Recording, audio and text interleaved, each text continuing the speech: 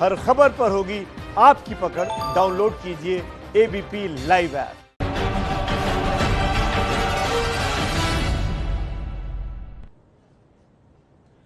देश भर पर भारी बारिश के साथ कई जगहों पर बाढ़ की मार भी पड़ी है। उत्तर से लेकर दक्षिण तक और पूरब से लेकर पश्चिम तक सभी जगहों पर बाढ़ जैसे हालात बन चुके हैं। लेकिन सबसे ज्यादा परेशानी तो बिहार में हो रही है। नदियां उफान पर हैं। नदियों का पानी हजारों लोगों के घरों में घुस चुका है। लोगों की जिंदगी नर्क बन चुकी है। आपको दिखाते हैं कैसे बाढ़ के मारों को टायर, ट्यूब और बर्तन का सहारा है।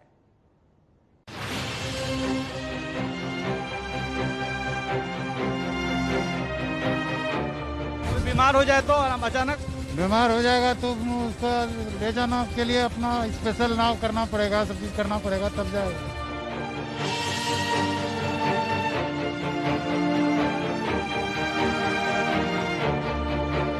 बाढ़ के आगे बेबसी की ये तस्वीरें बिहार की पहचान बन चुकी है।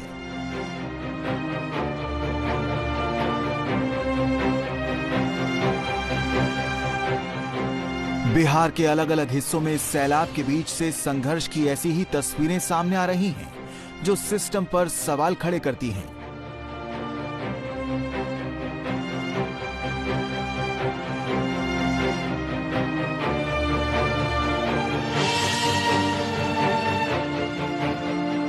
बिहार में कहीं पुल को लेकर राजनीति हो रही है तो कहीं अब तक पुल का इंतजार ही हो रहा है।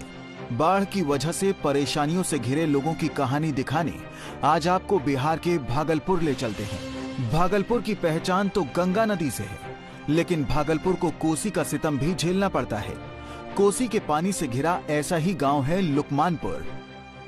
ये तस्वीर बिहार के भागलपुर के है, जहां पर आप देख सकते हैं कि 15 से 20 मोटरसाइकिलें एक नाव पर लदी हैं और इतने ही जो अनाज के बोरे हैं वो नाव पर लदे हैं और इतने ही आदमी भी इसी नाव पर मौजूद हैं और हम भी इसी नाव के सहारे एक जगह से दूसरे जगह जाने के लिए इस साधन के तौर पर इस्तेमाल कर रहे हैं। आदमी से लेकर अनाज तक और मोटरसाइकिल, साइकिल सब कुछ लाद कर ले जाने का एक ही साधन है और वो है नाव। साल 2014 में ही यहाँ पुल बनाने का वादा किया गया था, लेकिन अब तक एक ईंट भी नहीं रखी गई। पुल बनना था यहाँ पे 2014 ईस्वी में। 2014 में पुल बनना था। किसने कहा था पुल बनेगा? नीतीश कुमार। तो क्या चाचा ऐसे ही आते गाते सब लोग? नाव पर ही आना जाना होता है। नाव नहीं रहेगा तो क्या करिएगा? नाव नहीं रहेगा तो कहाँ है, कोई साधन नहीं है। पुल के लिए तो 14 में सेंक्शन किया था नीतीश कुमार को, हम लोग धरना दिए थे कि पुल बना दीजिए, हम लोग को यातायात का साधन हो जाएगा, पर अभी तक नहीं हुआ है कार्य। नाव का इस्तेमाल सिर्फ गांव तक पहुंचने के लिए ही नहीं होता है, बल्कि गांव के अंदर भी आपको घूमना है या कोई काम करना है तो नाव के सहारे ही आना जाना होगा। ये पूरा इलाका कोसी नदी से घिरा हुआ है। मैं आपको ठीक बगल की तस्वीर दिखाऊंगा। ये मनरेगा भवन है और इसकी तस्वीर देखिए कि ये पूरी तरीके से पानी में डूबा है और इसके आसपास के जितने भी घर हैं वो भी पानी में डूब चुके हैं। यहाँ पर मैं तस्वीरों में आपको दिखाऊंगा कि लगभग हर घर के आसपास आपको नाव दिखेगी और इन्हीं नाव के सहारे ये लोग गाँव के अंदर की तस्वीरें, गाँव के अंदर का भ्रमण करते हैं। रास्ते में दूसरी नाव पर एबीपी न्यूज की टीम को गंगा प्रसाद मिले, जो पत्नी के साथ नाव से दवा लेकर लौट रहे थे। नाव से गए हैं, दुकान दौड़ी ये क्या करेंगे, पानी में क्या खाएंगे, कोई सबर नहीं है। आपका क्या नाम है? कारे दे। खाना पीना कैसे होता है इसमें? खाना अपना की करे, पानी में मरे छे की खेबे। पानी में डूबा ये भागलपुर के लुकमानपुर गांव का पंचायत भवन है। पंचायत भवन के बरामदे पर रखी चौकी भी पानी में डूबी है, जिस पर 2 लोग बैठे हैं। दरअसल जिन लोगों के घर पूरी तरह डूब चुके हैं वो पंचायत भवन में शरण लेते हैं, लेकिन यहाँ की स्थिति भी कुछ अलग नहीं है। अभी आप चौपाल देखिए, गांव की चौपाल है पंचायत भवन के सटी हुई और आप देख सकते हैं कि ये भी पानी में डूबी हुई है और इसके साथ लोग जो है बैठकर खाना बना रहे हैं, क्योंकि घर जो हैं वो पूरी तरीके से पानी में डूबे हुए हैं। तो ऐसे में ऊंचे स्थानों पर इन लोगों ने तख्त डाल रखा है और यहीं पर मछली पालने से लेकर खाना बनाने तक की जो भी चीजें होती हैं दैनिक दिनचर्या में वो सब यही करते हैं। अब भागलपुर से करीब 300 किलोमीटर दूर सीतामढ़ी की ये तस्वीरें देखिए। दूरी कितनी भी हो, बदहाली एक जैसी ही है। जिले के रीगा प्रखंड में मनुष्मारा नदी बहती है, जो आजकल खतरे के निशान से ऊपर है। पुल नहीं होने के कारण लोग ऐसे ही जान जोखिम में डालकर ट्यूब के सहारे या फिर तैरकर पानी पार करते हैं। असली परेशानी तब होती है जब कोई बीमार हो जाए। गांव वालों की मांग है कि पुल तो बने ही, तब तक इमरजेंसी के लिए सरकार कम से कम नाव ही उपलब्ध करवा दे। हम लोगों को लगभग जैसे 700-800 पॉपुलेशन है यहाँ का, नदी इस पार आना जाना, न इस पर पुल है आज तक और न एक नाव है परमानेंट। टेम्पोररी में देख रहे हैं कि ट्यूब के सहारे लोग आ जा रहा है, ट्यूब के सहारे आते हैं, बर्तन के सहारे आते हैं, कटरा के सहारे आते हैं। देख लीजिए तबीयत खराब होता है तो ट्यूब पर बैठा करके 2 ट्यूब का जोड़ करके ले जाते हैं। यहाँ बहुत प्रॉब्लम है सर, उस पार इस पार जाने आने का कोई साधन नहीं है। यहाँ पे तत्काल में नाव हम सबको चाहिए। सुविधाओं के अभाव में इन क्षेत्रों में जिंदगी वैसे ही मुश्किल होती है, लेकिन बाढ़ का पानी आने के बाद लोगों की असली परीक्षा शुरू होती है। बिहार में अभी नदियां उफान पर हैं। नेपाल और बिहार में बारिश की वजह से भी फिलहाल नदियों का कहर कम होता नहीं दिख रहा है। और इस पूरे मामले में और अधिक जानकारी आपको देते हैं। हम आपको बिहार लिए चलते हैं। ग्राउंड जीरो से हमारे साथ हमारे 2 सहयोगी मौजूद हैं। मोतिहारी से निधि श्री हमारे साथ हैं और दरभंगा से आदर्श सिंह हमारे साथ जुड़ चुके हैं।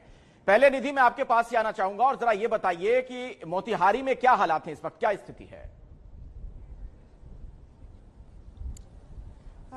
अखिलेश, मैं सबसे पहले आपको बताऊं कि मोतिहारी में, मैं जिस इलाके में हूं, इस इलाके में 2 नदियां बहती हैं, एक बागमती और एक बूढ़ी गंडक। दोनों ही डेंजर लेवल तक अभी जो है वो पानी है, लेकिन अब ट्रेंड ये है कि पानी घट रहा है। लेकिन स्थिति क्या है, जब पानी घट रहा है तब किस तरीके की स्थिति है, पीछे देखिए। ये पूरा मतलब यहाँ से मैं जहां पर हूँ, यहाँ मोतिहारी शहर से 8 किलोमीटर अंदर में हूँ और यहाँ से अगर मैं 5 किलोमीटर इसी रास्ते से अंदर गांव की तरफ जाऊंगी और अंदर सिसबनिया, जनेरा, ऐसे करके दर्जनों गांव है जहां मैं अभी अब से कुछ देर पहले गई थी। 5 किलोमीटर जाने के लिए 2 घंटे का सफर पानी में लोग तैर कर जा रहे हैं, पानी में पैदल चल के जा रहे हैं। आप तस्वीर देखिए कि पूरा का पूरा पानी है। इसको देखकर लग रहा है मानो कोई नीचे कोई गड्ढा रहा हो और उसमें पानी है, लेकिन इस रास्ते से, ये जो देख रहे हैं पीछे जंगल, दरअसल ये रास्ता है और इधर से ही लोग जाते हैं। अब आप समझिए कि ये पिछले 7 दिनों से इसी तरीके का हालात है। वाटर लेवल कम जरूर हुआ है क्योंकि इस इलाके में जो पानी था वो अभी जो पानी है उसे लगभग 1 फुट ऊपर बह रहा था, लेकिन अभी पानी का जलस्तर जो है वो कम जरूर हुआ है, लेकिन हालात इसी तरीके का है। ये पूरा का पूरा रास्ता लोगों के लिए दिन भर में, अगर लोग, आप समझिए कि 5 किलोमीटर जाना है तो 2 घंटा जाना और 2 घंटा आना। और सबसे दुखद बात यह है कि इस इलाके में लोगों को नाव नहीं मुहैया कराया गया है। कोई भी सरकारी नाव इस इलाके में नहीं चल रही है और 7 दिनों से यही हालात है। पूरा पानी है, जलमग्न है। जहां उस तरफ जो जितने भी गांव हैं सभी बिल्कुल टापू बने हुए हैं, तो लोगों को कितनी दिक्कतें हो रही हैं ये पीछे की तस्वीर देखकर अंदाजा लगा। दोस्तों, सबसे बड़ी बात यह है कि बारिश की भी संभावना भी नजर आ रही है। बिल्कुल, और ऐसे में जो सुशासन के तमाम दावे नीतीश कुमार करते हैं, देखिए किस तरीके से उसकी कलई खुल चुकी है। आदर्श सिंह भी हमारे साथ जुड़े हुए हैं दरभंगा से। आदर्श, दरभंगा में क्या हालात हैं, वहां से क्या अपडेट आपके पास?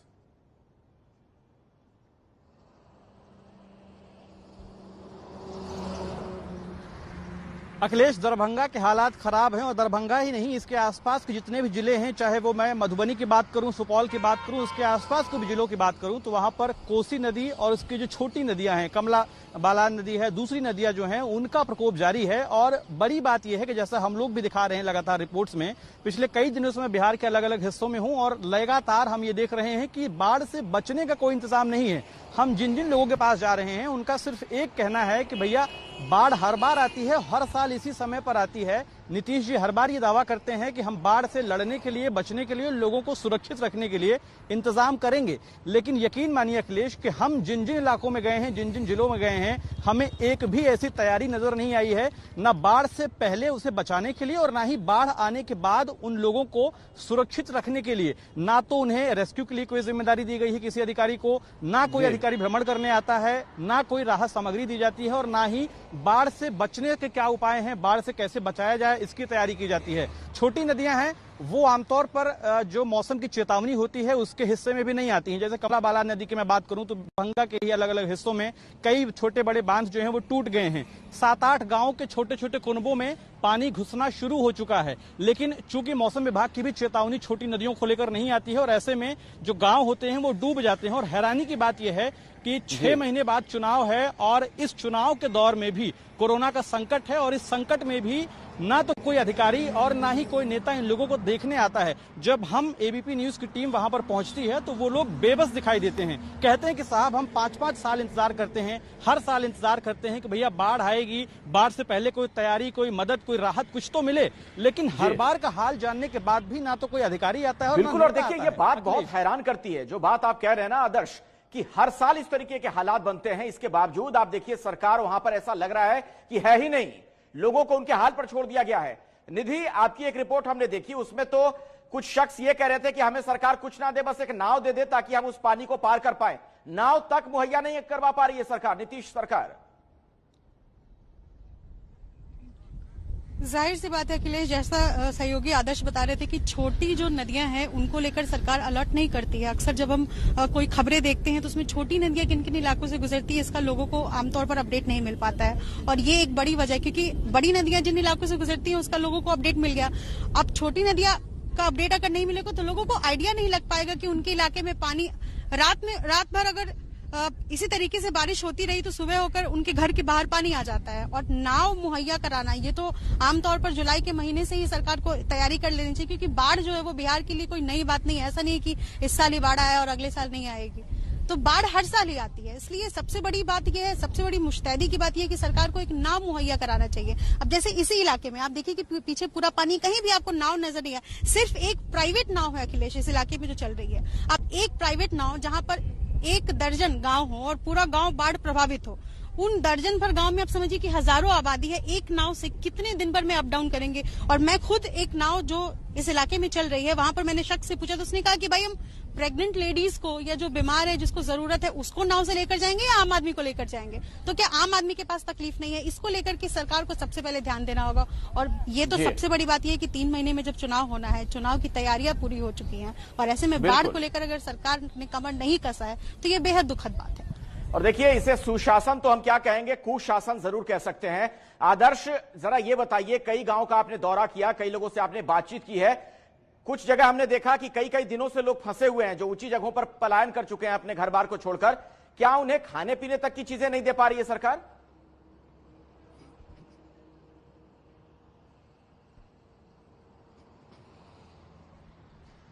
बिल्कुल अखिलेश, ये बड़ी हैरानी वाली बात है कि चलिए ठीक है, मान लिया कि बाढ़ आई, मान लिया आपने तैयारी नहीं की, लेकिन बाढ़ के बाद ही क्या तैयारी होती है? बाढ़ के बाद कम से कम आप जो लोग उससे विस्थापित होते हैं उन्हें सुरक्षित स्थानों पर बसाएं, लेकर जाएं, कम से कम 2 टाइम का जो खाना है वो मुहैया करा दें। कोरोना का संकट है, जाहिर तौर पर सारे काम धंधे बंद हैं, और ये जो बाढ़ आती है ये आमतौर पर ग्रामीण इलाकों में आती है। ग्रामीण इलाकों में या तो खेती होती है या फिर लोग मजदूरी करते हैं, और इस समय खेती में चारों तरफ पानी भरा हुआ है, मजदूरी करने के लिए लॉकडाउन है, कहीं भी कोई काम धंधा नहीं है, गरीब लोग हैं और गरीब लोगों के पास इतना खाना, इतना राशन नहीं होता है कि वो बाहर जाकर भी खा सकें, और जो राशन घर में मौजूद होता है वो भी बाढ़ के पानी में डूब जाता है। ऐसे में उनके पास सबसे बड़ा संकट तो खाने का होता है।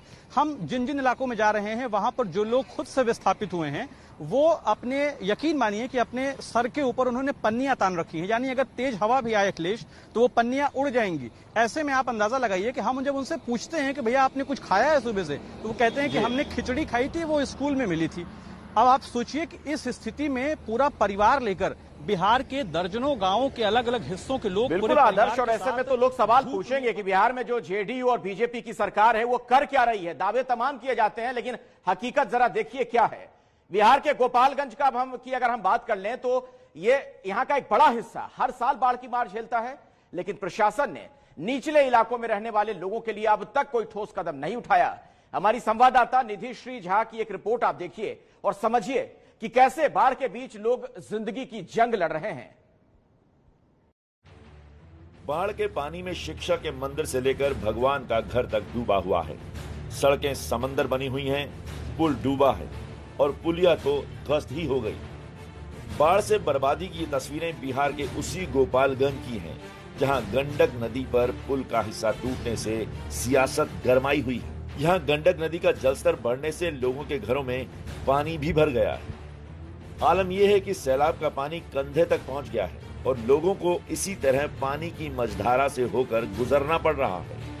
अब लोग जान बचाने के लिए जरूरत का सामान नाव पर लाकर सुरक्षित स्थान पर जाने की कोशिश कर रहे हैं, और जो लोग गांव में रह गए हैं वो अपने घरों में मचान बनाकर बाढ़ के गुजरने का इंतजार कर रहे हैं। उमा देवी का घर है ये, और इस घर में किस तरीके से ये रह रही हैं, इसके लिए हमें अंदर जरा इनके घर जाकर देखना झांकना जरूरी है कि किस तरीके से एक परिवार बाढ़ ये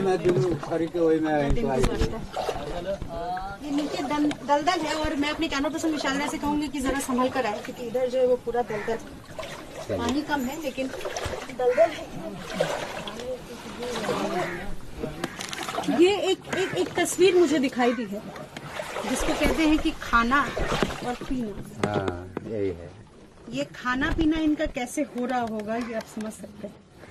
पीने के लिए जो चापाकल है वो डूबा हुआ है, हैंडल भले दिखाई दे रहा है, और ये चूल्हा है, इस पर खाना बनता था। जो कि आप देखिए इस पे खाना भला कैसे बनेगा। ये मिट्टी है, ये एक बार में जितना दिन पानी रहे ऐसे एक बार में खा के कुछ हवा पी के रहा। अगर मैं इसको ऐसे पकड़ूंगी तो ये पूरा भरभरा कर देगा।